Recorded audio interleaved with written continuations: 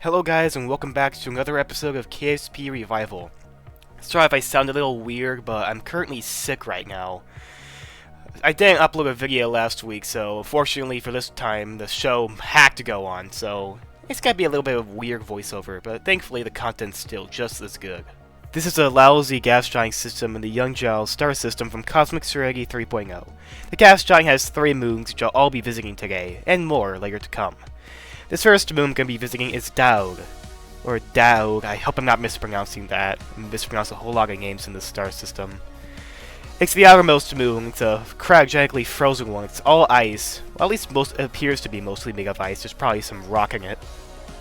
It also has been known to have cryovolcanic activity, so there's constantly geysers shooting out ice, which may actually contribute to the rings of the lousy gas giant system. You get a look at those really amazing looking cryovolcanoes. It may seem like it has an atmosphere, but there's actually none to speak of. That's because if it did have an atmosphere, realistically it would, but it'd just be so thin it'd be practically nothing. So in Kerbal space program, it has no atmosphere. But you can time warp freely even if you're really close to the ground. Decide to land right next to one of these cryovolcanoes, as I always do for moons like these. I've actually landed on numerous moons with cryovolcanoes in Kerbal Space Program Resurgence, and I don't think I landed on any revival. This is the first one, actually.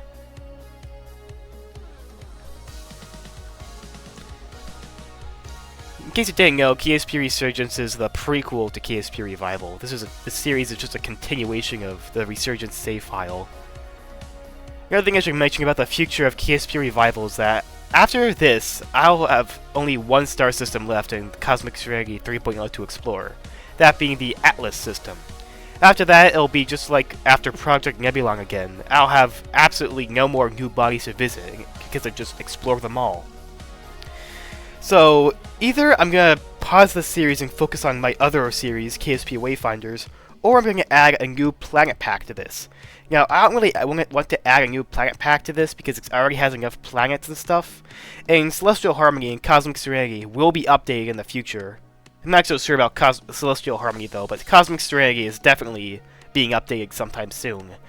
And Kerbal Space Program planet packs are going to take up tons of RAM. I have 32 gigabytes, which is more than enough to run this. I still want to make sure I'm not going over limit. I just want to avoid RAM-related crashes, which could be really nasty if you're recording.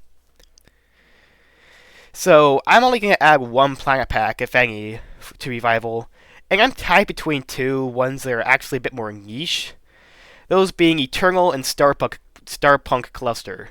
And I think Starpunk actually recently got an update, which is very interesting. I really want to check out both of those planet packs, because they look amazing. In fact, I'm surprised there's almost no content covering them on YouTube. It just seems that everyone's too invested about Promised Rogues and KSS2, which are both amazing mods. You just feel like a bunch of other ones, like Celestial Harmony and Eternal and Starpunk, are critically underrated and underrepresented on YouTube. I also considered adding a Kerbal system to KSP Revival, but I feel like that's already been presented enough on YouTube, and I want to do something that hasn't been covered before. I do plan on making a series about Kerbal in the future, but now's not the time for that. By the way, Lousy actually has volumetric rings, and if you fly through them, you'll see a bunch of little pebbles. Thankfully, they don't actually harm our spacecraft, though if they were realistic, I'm sure we'd be obliterated. I like how they're actually cloudy and have a bunch of little rocks in them instead of just being a 2D image. I love seeing how far KSP's planet modding community has come.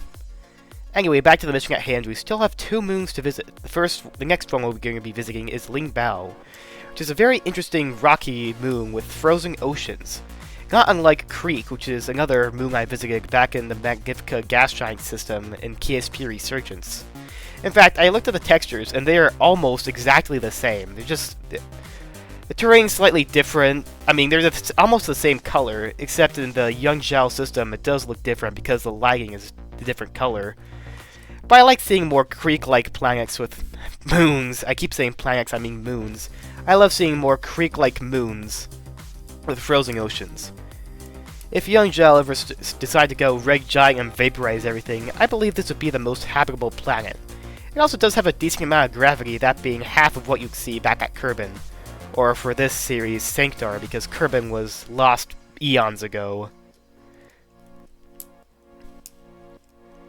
If I'm going to do any interstellar colonization, I'm probably going to choose Lingbao, because I just like planets. There I go again, saying planets instead of moons. I like moons like this, so I'm probably going to colonize this if I decide to. Maybe I would like to also colonize Hundung or Yang. Those are other two options because they are pretty habitable. Yang is not breathable. The atmosphere is primarily carbon dioxide, but Hundung is habitable. It's got tropical rainforests. It's got dinosaurs. But it does have an atmosphere, which makes it a lot harder to launch interstellar vehicles. So that's why I like colonizing vacuum moons like this.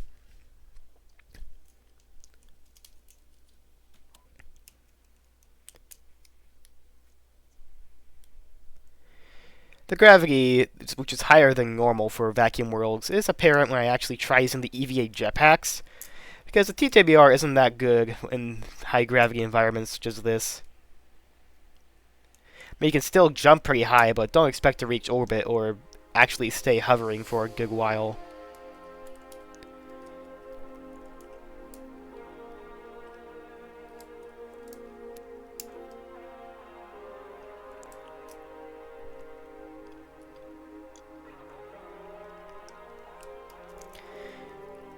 Let's get a nice view of Laozi rising around the surface. What's it called? A gas giant rise, a Laozi rise? Similar to a sunrise, except it's with a gas giant you're orbiting. I'm not actually sure if this is possible, because I can't remember if Lingbao is tightly locked or not.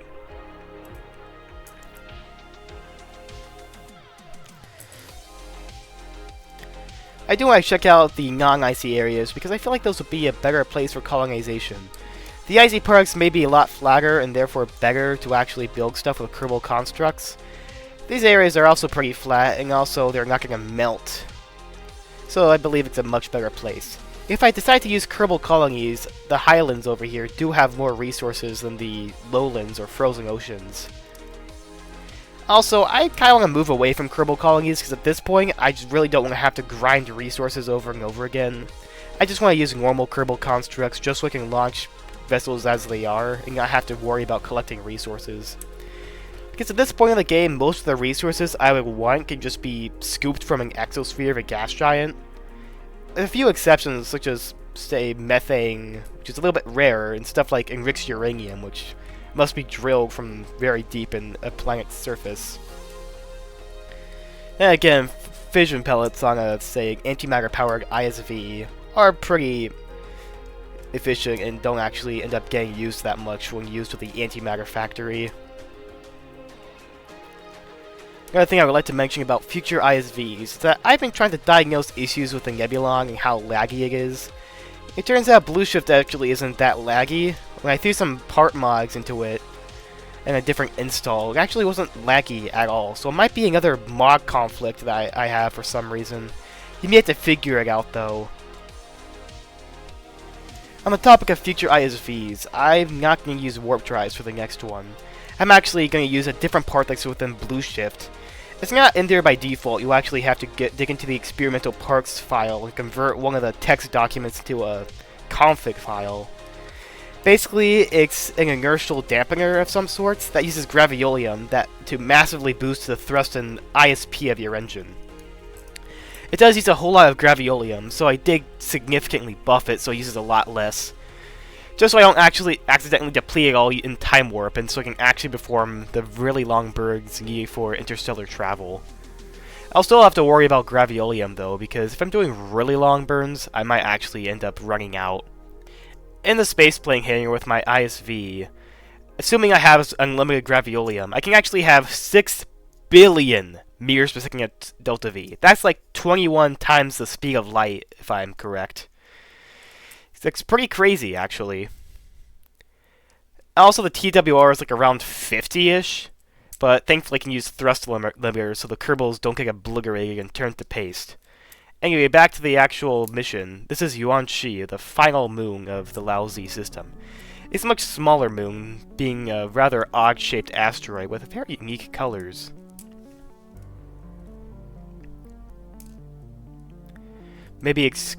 a lot of metallic oxides, because iron tends to be rather reddish when it oxidizes. So maybe this is a rust-filled asteroid. Maybe it's gonna have a lot of metals you can mine. The gravity is pretty low, so actually building a colony here would be somewhat jank.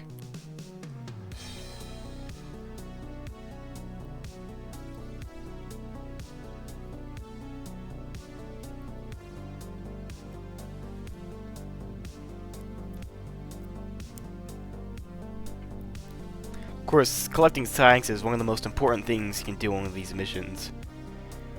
Thankfully, the gravity is almost zero, so I can easily use the EVA jetpack to move around.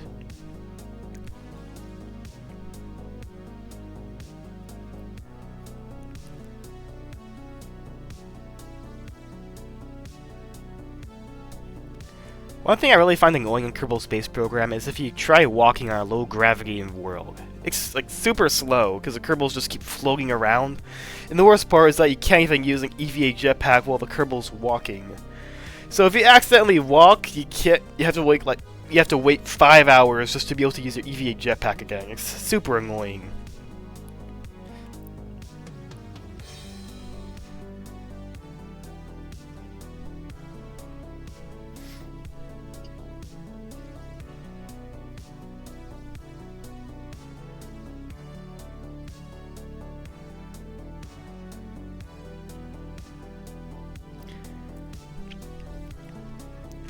Now the exploration of the lousy system is complete, so it's time to rendezvous with the Nebulon and head on to our next exploration target.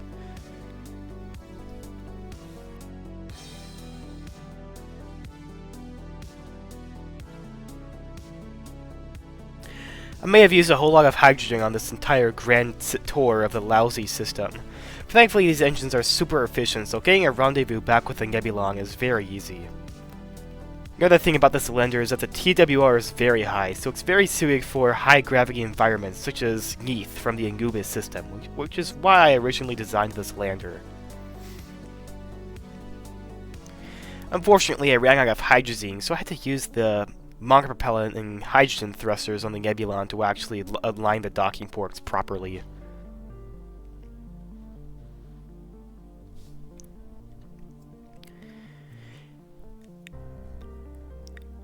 I do love using warp drives. I'd love them even more if it wasn't so laggy. I'm really not sure what's causing this issue. I hope I figured that out so I can use these warp drives in a future series. One of my theories is that it might be because I'm using a system replacer, that being Celestial Harmony. System replacers sometimes don't play well with other mods, just Space Dust. To be honest, I'm not sure if they'll actually contribute to Blue Shift having a freak out with lag. Because Blue Shift doesn't actually really do anything with the systems, to my knowledge. The reason why Space Dust doesn't work is because I believe it can't process the non-existence of stock planets like Duna. So if you manage to install a system replacer, it's going to have trouble. I actually got really close to this next Trojan asteroid called Taotie, but I actually fat-fingered and activated the warp drive and ended up warping very far away. Not convenient.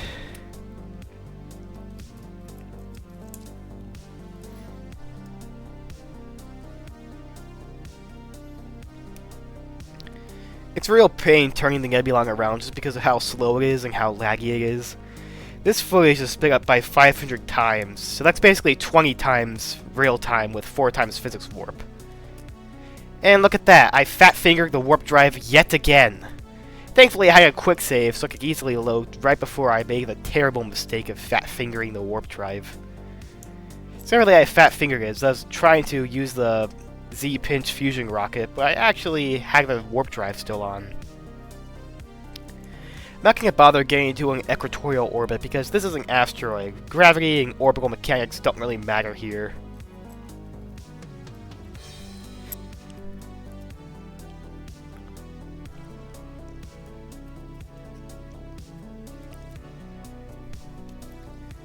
After this, there are only 2 planets left to explore, those being Caishen, which is a rather hot protoplanet with a accretion disk, and Hu, which is not a planet, it's actually a comet that has some very interesting surface features, just because it's peanut-shaped. It also has some geysers, too, a trail. If you've actually been looking closely, you might have actually seen the Tale of Who. I have seen it in previous missions in the Yunxiao system. Maybe it appeared in this video, but I'm not sure. I haven't been looking around for it. Maybe you can find it. If you see Who's Tale, please leave a comment. By the way, if you're watching this far, thanks for watching, and please don't forget to like and subscribe if you want to see videos like this more often.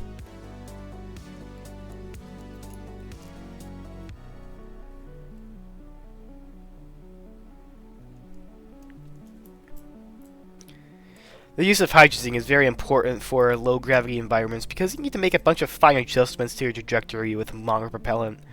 By the way, I'm using hydrogen and not monopropellant because I actually have a mod which removes all the stock fuels, or at least most of them. It keeps stuff like xenon gas, and replaces them with a bunch of more realistic fuels, such as liquid oxygen, kerosene, hydrogen, etc. The mod's called Chemical Technologies. It's an amazing mod that I love to use. It's rather unfortunate that it isn't compatible with a whole lot of mods, but most of the mods you'll use, it is compatible with. Except for some hard incompatibilities such as Rational Resources Nuclear Family, because they conflict because they change nuclear engines. Another mod I use, OPT Spaceplane, is currently incompatible, but hopefully it'll become compatible in the future, since it is still using the Rational Resources tank switch option. In low-gravity environments, I typically burn straight towards the target, but the intercept markers are starting to flicker, and I actually have experienced that if they start to do that, the game's about to crash, so thankfully I was able to prevent it from crashing by actually returning to a normal orbit.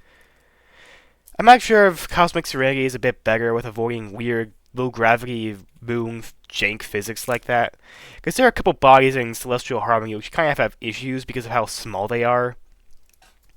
Hopefully those get fixed in the future. And hopefully Celestial Harmony actually gets an update, because that mod's been dead in the dirt for a long time. It's been ages since it's actually got an update. It's such a great mod too. I really hope it gets an update sometime soon. Maybe after Cosmic Serenity 4.0.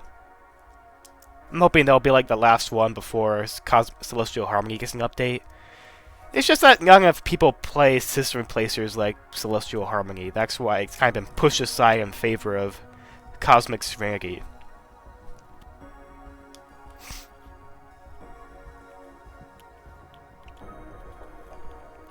Now the next place we're going to be visiting is Caishen. You may notice I've been skipping a whole lot of planets. That's because I actually visited them in a previous episode. We flew right by the orbit of Chi, which is the other gas giant in the Yunxiao system. I explored that previously because I was kind of running out of fuel and needed a gas giant to refuel. I still will explore every single body within this system, though.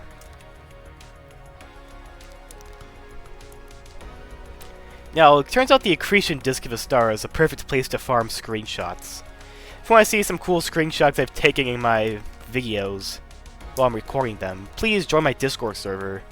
On my Discord server, I also have a bunch of craft files, so if you want to fly the Nebulon or maybe the Helion X or any other significant vessels that I've featured in my series, then please join and download them. Though some things like tweak scale may be a little messed up because for some reason craft files don't contain the data for that. At least to my knowledge. There's also the KSP Resurgence mod pack available for download. But it's kind of outdated, and I have had some issues with other people saying it doesn't work because CCAN is trying to install the latest versions of all the mods, not the versions that are actually installed, and it's causing a lot of errors. So I might have to either update the mod pack file so it actually works, or just not use a mod pack because CCAN might not work with that. Another thing that really bugs me about CCAN is that you can't ignore incompatibilities. Like, if it says a mod is incompatible, it'll literally just refuse to download it. If only there's a button that said, I don't care, download it anyway, because sometimes the mods actually do work, but sometimes they don't work as intended. Either that, or you're trying to download the wrong version on CCAN. One of the most prominent features on Caishen is this massive crater with a bunch of lava. Now, I do believe at the time I was recording this, the lava actually wasn't dangerous. But I do believe as of now, if you actually land in the lava or close to it, you'll overheat and explode. So be careful when trying this mission for yourself. The landing was very jank because it was in the dark and I just had to figure it out. So I did bump up the ambient light percentage, so I could see just fine.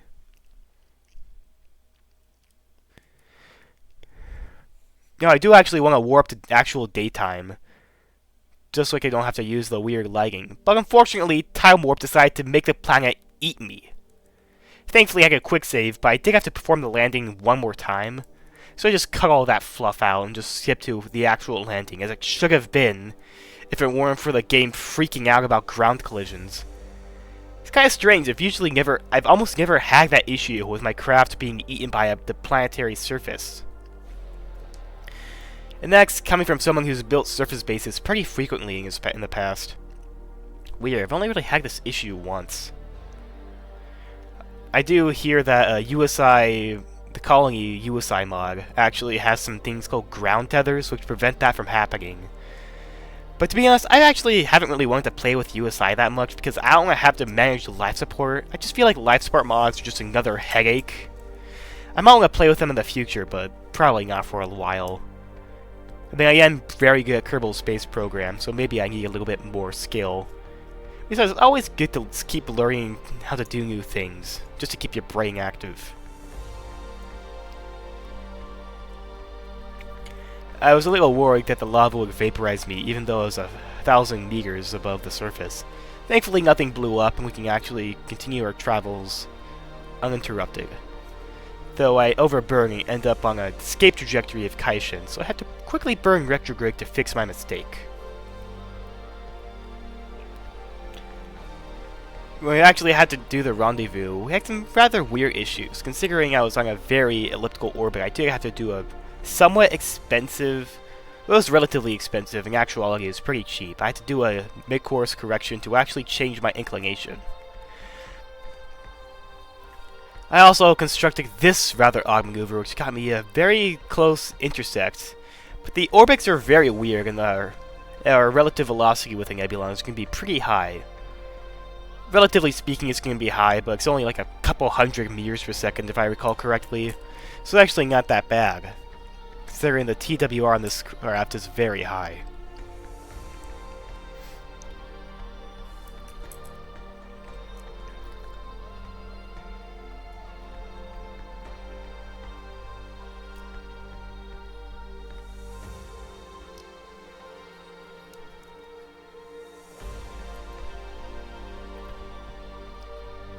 Upon approaching the nebula, my frames per second drops dramatically.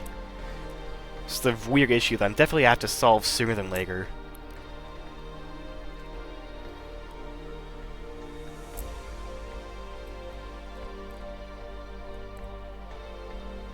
The accretion disk on Caishen has to be one of the most amazing looking features of this mod. Though sometimes it does look a little weird if you look at it at the wrong angle. Most of the time it looks amazing with the little particles whizzing by your craft. Also, I still was fresh out of hydrazine, so I had to rely on the nebula before most of the rendezvous and docking.